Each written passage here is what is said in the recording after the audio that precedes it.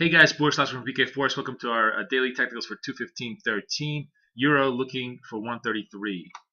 As always, past performance not indicative of future results. Trading Forex carries high level risk may not be suitable for investors. High degree of leverage can work against you as well as for you. And before deciding to trade any such leverage products, you should carefully consider investment objectives, level of experience, and risk appetite. Possibility exists you can sustain loss some early initial investment. You should not be invest money you cannot afford to lose, and you should be aware of all the risks associated with trading on margin and seek advice from an independent financial advisor if you have any doubts. Information contained here is not to be relied upon as a substitute for extensive independent research. It should be before making your investment decisions. The information and presented design here do not take into account your particular individual investment objectives or situation and needs. All investors should obtain advice based upon their own unique situation before making investment decisions. We're not responsible for any loss incurred investments made by readers and clients as a result of this information. It would not render investment, legal, tax, or other professional advice. If such advice is needed, please seek advice from a competent professional.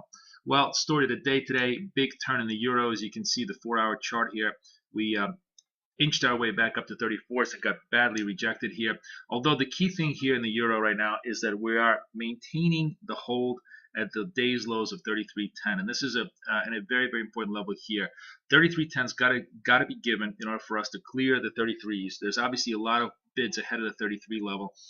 All of this happening on the back of more comments out of ECB that are kind of wishy-washy. As I put out in my research basically today, the idea is that the European monetary authorities really can't go out there and say, "Hey, we don't want the euro to be so high," but because of their monetary mandate. But what they're clearly saying is that they don't want to see the euro rise any further.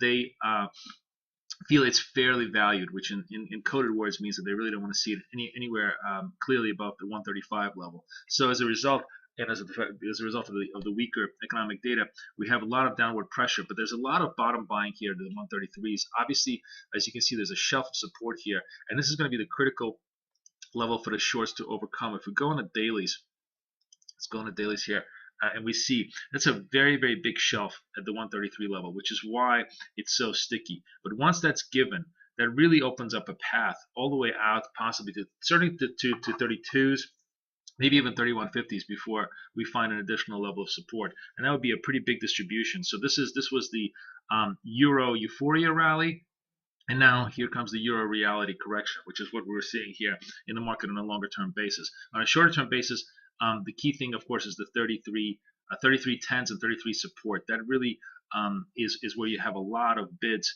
and that's why the euro is kind of very, very sticky, despite the fact that the fundamentals against it are clearly very negative at the point. And when you're looking at it from a technical point of view, obviously it's looking like it really wants to push ourselves down. But again, the way it's shaping up right now is unless it breaks the 33.10s, it's really not a sell, because we could have just a stand here that could create a short covering rally back up to 34. 34 is obviously the next level of resistance, and the very higher end resistance is the 135 on a full recovery. This would mandate a much greater enthusiasm over the prospects of the eurozone in order for us to go right back there. Cable having a little bit of recovery day today. It's going to be interesting to see where we stand right now. Although clearly losing the day's highs here, we'll see where the action is. Obviously, the big event today on cable is the UK retail sales coming up in just literally a minute or two. And if that's positive, that could push us back. The 55.50 level in cable is the key level for the day. If we can clear that, that really opens up a way back up to 5600 on a rebuild. 55 was key support that we talked about yesterday. They broke it yesterday on running the stops here, but there was key support here underneath here, and we'll see if cable can rebuild and perhaps mount a small rally here on a rebound here. Yen starting to really break down, and this is interesting look here. We talked about the idea. Let me just get rid of the all lines. We talked about the idea that 93 was given. Once 93 was given, it really opened up a way into the 92s with 92.50 now given. This really opens up a way all the way down to 9200, where you're going to probably have a relatively decent support around 9200. The unwind in the yen getting pressured obviously on the idea that the Europeans and everybody else doesn't want the yen to get so weak so fast. But this is still essentially a correction within what is a longer-term uptrend. Really, the longer-term uptrend does not get broken until we take out the 90s. So I think at this point, the near-term trade is obviously to the downside, but the longer term trade still looks like to be to the upside. When you're looking over here, we broke the 50s, the big reversal on the 50s. Now 92 really comes into view here. This is the 50 support level here. This is basically the lows from a couple days prior, the 92.16s. This was off the commentary. We take out these 92.16s. We take out 90. That's going to take us out to 92s, and probably.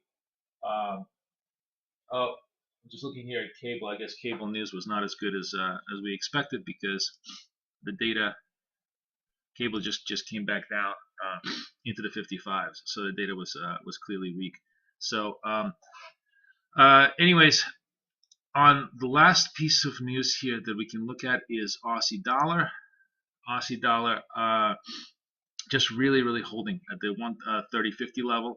It's consolidating, and I think it just not really having any kind of movement at these levels because it just had a big recovery off the 102.50s. 104, if you have very strong risk flows, seems to be the upside target here, and 103 now is the new support.